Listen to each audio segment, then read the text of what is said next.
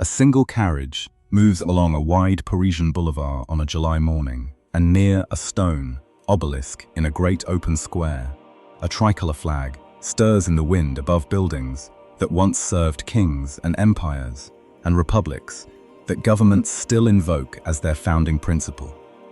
The idea that political power belongs not to a crown, but to the nation itself.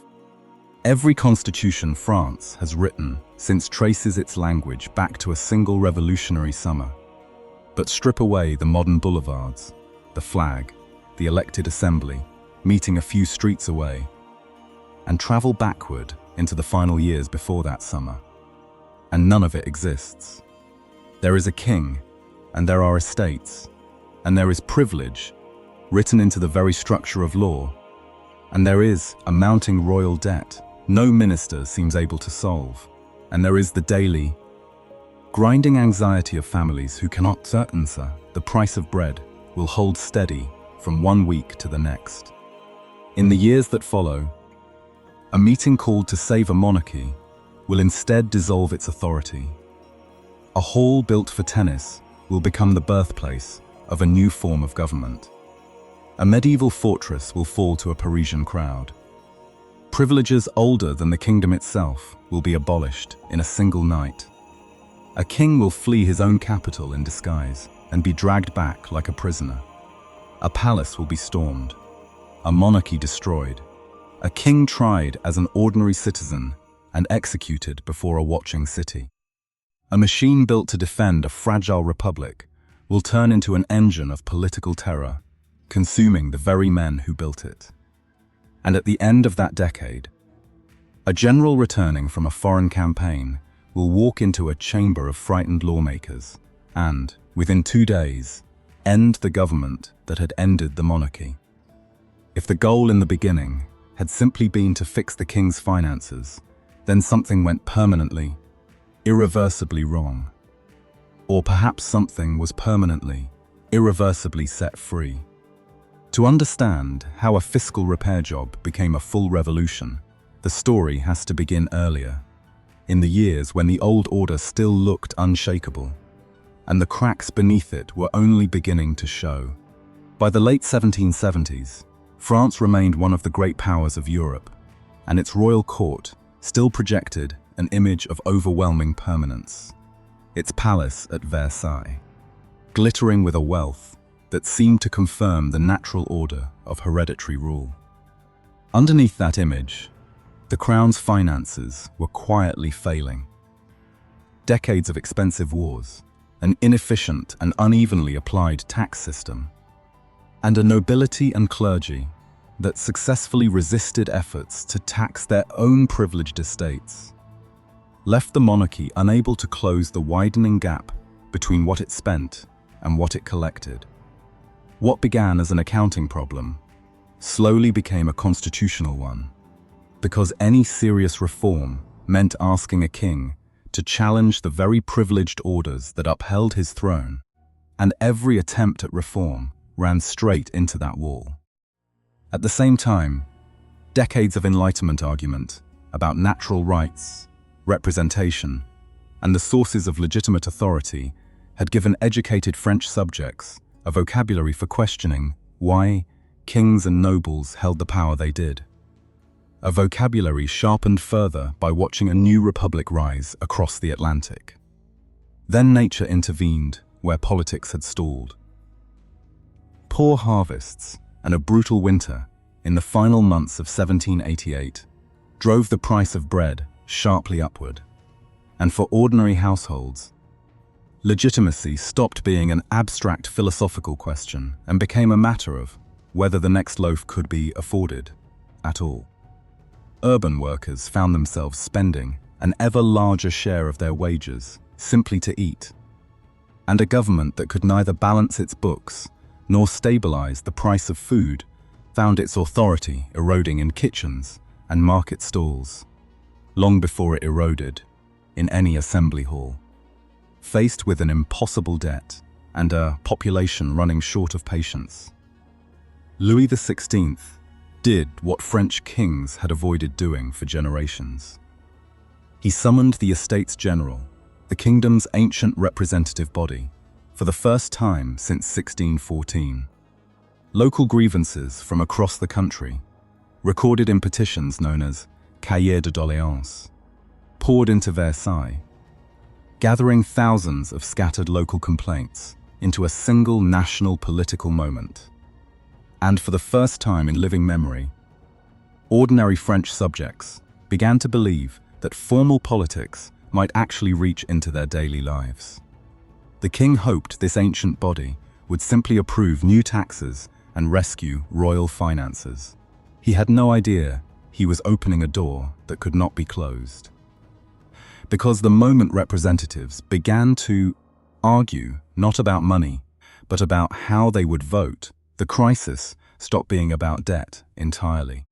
That argument began almost immediately after the assembly opened at Versailles in early May of 1789. The Third Estate, representing commoners, made up the overwhelming majority of the population, yet held roughly the same number of seats as the clergy and nobility combined. And its representatives insisted on voting by head rather than by separate order. A procedural demand that would let their numbers finally translate into real influence. When the king and the privileged orders resisted, the dispute stopped being about procedure and became something far more dangerous. In the middle of June, deputies of the Third Estate, joined by sympathetic clergy, took the extraordinary step of declaring themselves the National Assembly. No longer representatives of one estate among three, but representatives of the nation as a whole. Locked out of their usual meeting hall days later, they gathered instead in a nearby indoor tennis court and swore an oath not to disband until France had a written constitution, turning a dispute over seating arrangements into an act of open defiance against royal authority. The king could no longer simply restore the old arrangement, because an assembly now existed that claimed to speak for the nation itself, and that claim could not be quietly withdrawn. Tension in Paris kept climbing through the following weeks, fed by fear that royal troops massing near the capital intended to crush the new assembly by force. And on the 14th of July, a Parisian crowd searching for weapons and gunpowder stormed the ancient fortress prison of the Bastille. The fortress held only a handful of prisoners by that point, so its capture mattered less for who was freed than for what was proven. Royal authority could be broken by the people of Paris, in the open, in daylight, and nothing could undo that demonstration. Panic spread rapidly into the countryside in the weeks that followed, a wave of rural unrest historians call the Great Fear, as peasants attacked the records and symbols of feudal obligation. And under that pressure, the National Assembly gathered on the night of the 4th of August and voted to sweep away centuries of feudal privilege in a single, dramatic session. Weeks later, the Assembly adopted the Declaration of the Rights of Man and of the Citizen, proclaiming liberty, property, security, resistance to oppression, and equality before the law as founding political principles, giving the revolution a universal language that future governments, including its own, would struggle for years to live up to. Then in October, fear over bread scarcity and distrust of the royal court sent a crowd of Parisian women marching through the rain to Versailles. And by the time the march ended, the royal family had been brought back to Paris to live under the watchful eyes of the very city that had humbled them. Political women had no formal citizenship rights of their own, yet it was their march that physically pulled the monarchy out of its isolated palace and into the heart of revolutionary Paris. Within a matter of months, an ancient social order built on inherited privilege had been legally abolished. A universal declaration of rights had been written, and a king, who had summoned an assembly to fix his treasury, now found himself living under its watch. The monarchy had not yet fallen, but the society it had ruled was already gone. France now faced a harder task than tearing down an old order, building a new one to replace it. The National Assembly spent the following months reorganizing the country's administrative boundaries, tax principles, and institutions, transforming a patchwork of regional privileges into something closer to a single standardized state, a quieter transformation than the storming of a fortress, but no less consequential for the shape of the nation to come. Among its most far-reaching decisions, the Assembly nationalized church property to help fund the state and passed the civil constitution of the clergy, an attempt to bring the Catholic Church under the authority of the revolutionary government. Priests were required to swear loyalty to this new arrangement, and the oath split parishes and families straight down the middle, planting a religious grievance that would fuel resistance to the revolution for years afterward. At the same time, France's political life burst outward from the walls of the Assembly itself. Newspapers multiplied, political clubs like the Jacobins formed dense networks of debate and organization, and petitions and street demonstrations became ordinary instruments of politics rather than exceptions to it. Power was no longer confined to a single chamber of deputies. It now moved through print shops, meeting halls, and crowded streets, and pressure increasingly built outside the formal institutions the Assembly had created.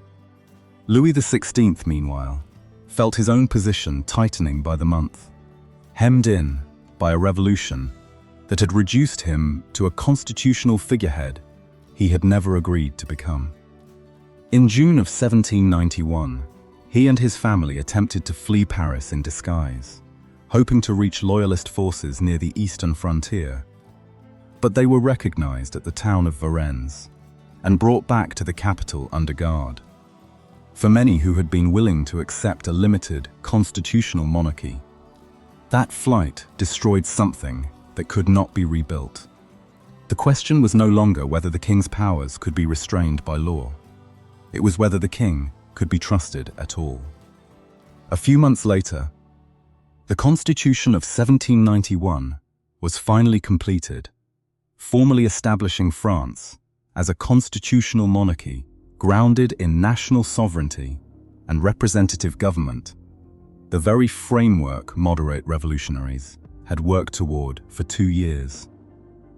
It arrived just as public faith in the monarch it was built around had already collapsed, a document that solved the revolution's legal architecture while leaving its deepest crisis of trust entirely unresolved. Beyond France's borders, nobles who had fled the revolution gathered support among sympathetic monarchies, and European courts watched the unfolding events with rising alarm. Inside France, some revolutionaries began to argue that war might actually protect the revolution, or even spread its principles beyond French borders. They were about to discover the opposite. War would not shield the revolution. It would radicalize it, beyond anything the framers of that new constitution had imagined. France declared war on the Habsburg monarchy.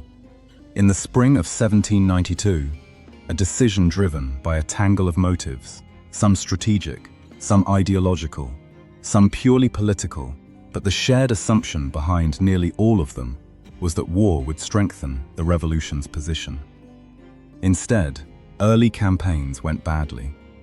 French armies, disrupted by the emigration of aristocratic officers and the general upheaval of revolutionary reorganization, suffered a string of defeats, and military failure abroad quickly curdled into accusations of betrayal at home. Louis XVI, already distrusted after Varennes, increasingly appeared not merely resistant to reform, but potentially complicit in France's battlefield losses, his royal vetoes and his known sympathies, feeding suspicion that the crown itself might be working against the nation it nominally led. That suspicion exploded into violence in August, when Parisian insurgents and National Guard units stormed the Tuileries Palace overwhelming its defenders, and effectively ending constitutional monarchy as a functioning system. The king was suspended from his powers and imprisoned, and the elaborate legal compromise, built through years of debate, collapsed in a single afternoon.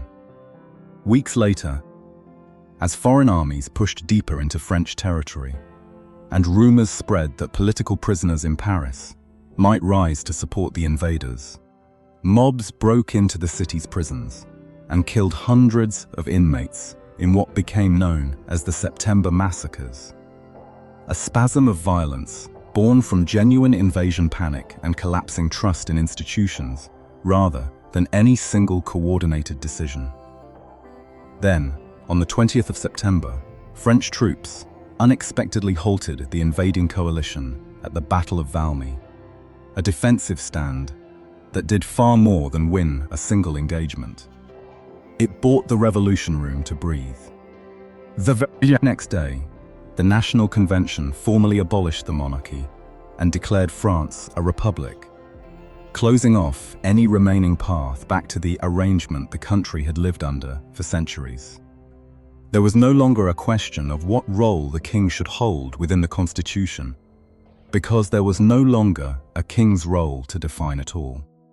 That unresolved question of what to do with Louis himself was settled a few months later, when he was tried not as a monarch, but as an ordinary citizen, accused of conspiracy against the nation, and in January of 1793, he was executed before a guarded crowd on a cold winter morning.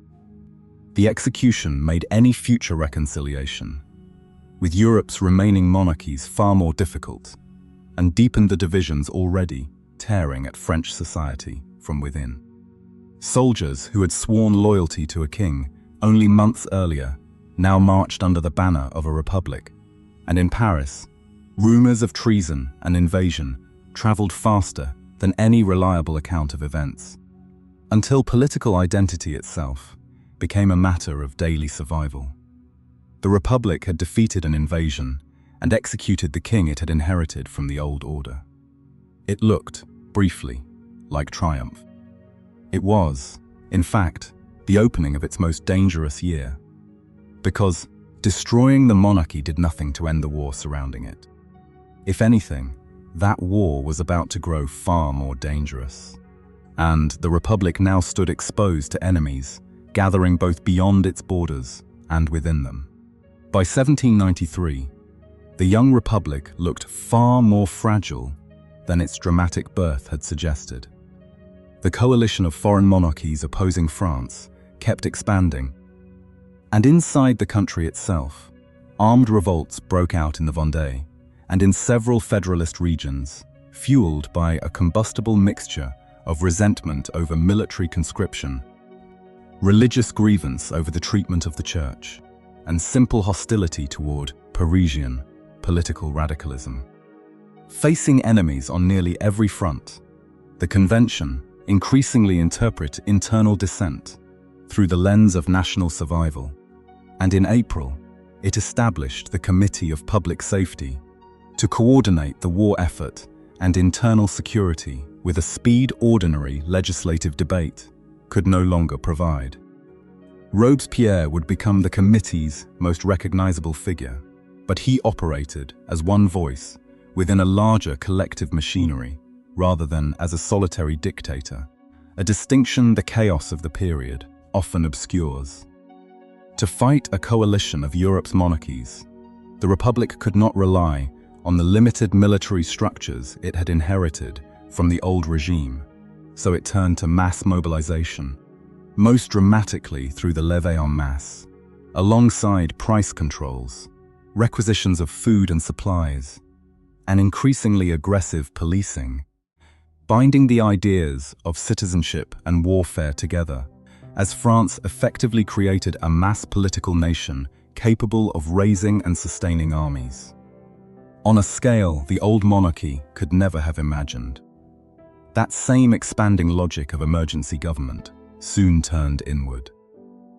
A revolutionary tribunal, a sweeping law of suspects, and a cascade of political purges swept away rival factions one after another, as, Girondins, Hébertists, Dantonists, and other revolutionary voices were tried and executed in turn, each purge justified by the same argument that disagreement itself had become a form of treason under wartime conditions. Thousands were executed after revolutionary trials during this period, while many more died through civil war, prison conditions, and the broader collapse of order across contested regions. And in this way, a revolution that had begun by destroying arbitrary royal power built, in its own defense, a machinery of extraordinary coercion that would have been unthinkable in the hopeful summer of 1789. Even amid this darkening period, the revolution's universal claims reached further than ever before. In February of 1794, following upheaval in the colony of Saint-Domingue and pressure from newly arrived colonial representatives, the convention voted to abolish slavery throughout French colonies. Extending the language of equality onto a global stage, the founders of the revolution had never originally imagined addressing.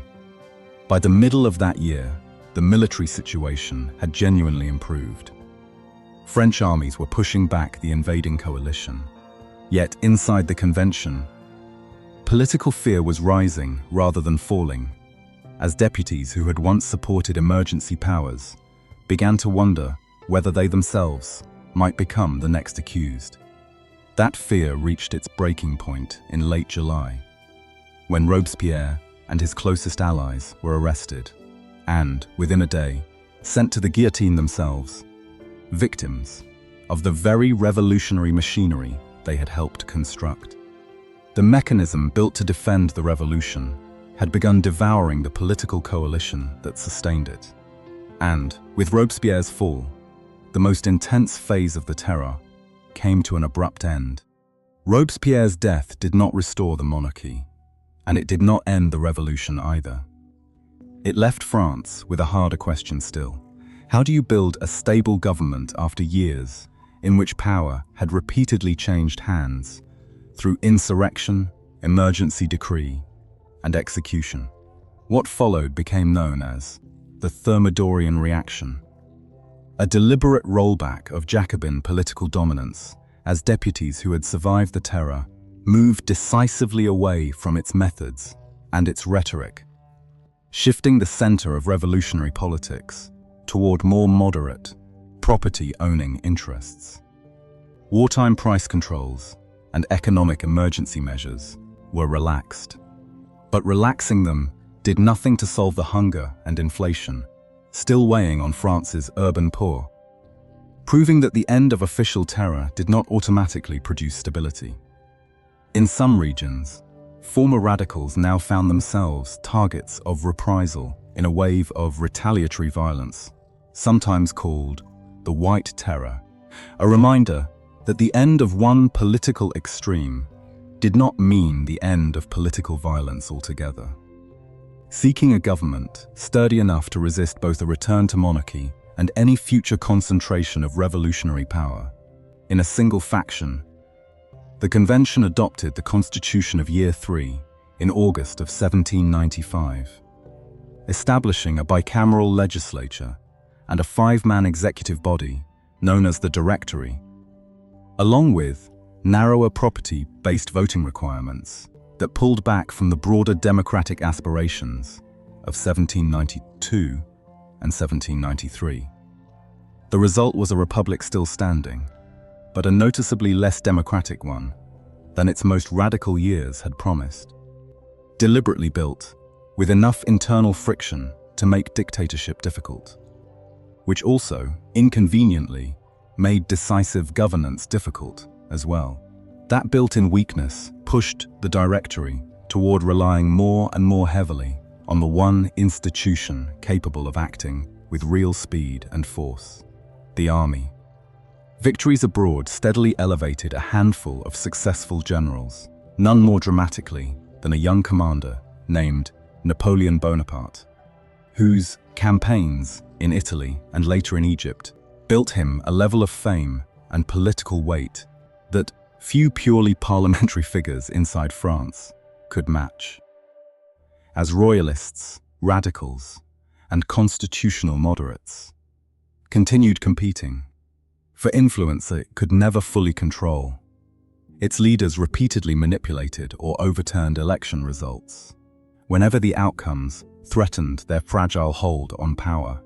A regime built to protect republican government, slowly undermining the very legitimacy it had been designed to preserve. In November of 1799, Napoleon returned from his Egyptian campaign and joined a group of political conspirators gathered around the Abbé Sieyès. And over 2 chaotic days, remembered by their date on the revolutionary calendar as the coup of 18 and 19 Brumaire, they overthrew the Directory and replaced it with a new executive body called the Consulate. It was not a restoration of the monarchy France had known in 1788, and it was not a return of feudal privilege either. It was something new, a centralized state promising to preserve certain revolutionary achievements while finally ending the parliamentary instability that had defined the previous 4 years, delivered not by a king reclaiming his throne, but by a general the revolution itself had made possible. The tricolour still flies over that same stretch of Paris today, and the Assembly, a short distance from the square, where a king was once executed, still governs under principles first written down in the summer of 1789.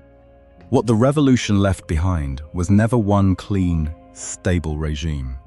It was a fundamentally altered political world, one in which hereditary privilege and unquestioned dynastic sovereignty could no longer simply be restored, as though nothing had happened. Legal privilege based on birth was gone. National sovereignty, equality before the law, a republican political vocabulary, standardized national institutions, and a new relationship between citizens and the state all outlived the decade that produced them. Even through empire, restoration, and every regime that followed, what began as an effort to save a bankrupt monarchy became, through a chain of crises, each one caused by the last, a force that dismantled that monarchy entirely. Representation produced a national assembly. Popular action destroyed inherited privilege. Constitutional reform weakened a throne war, then finished off. Republican survival demanded an emergency government whose own logic produced terror. And the reaction against that terror produced an unstable directory that depended, in the end, on the loyalty of its soldiers and the ambition of the men who commanded them. The French Revolution never moved in a straight line from oppression to liberty. It moved through hope, fear, war, violence, reaction, and exhaustion. And by the time it reached its uneasy conclusion under Bonaparte, it had accomplished something no single battle or decree could have achieved on its own. It had permanently broken the assumption that political authority simply belonged, by nature and by birth, to a crown, and it left behind a question. European politics could never fully bury again. If sovereignty did not rightfully belong to kings, then who did it belong to?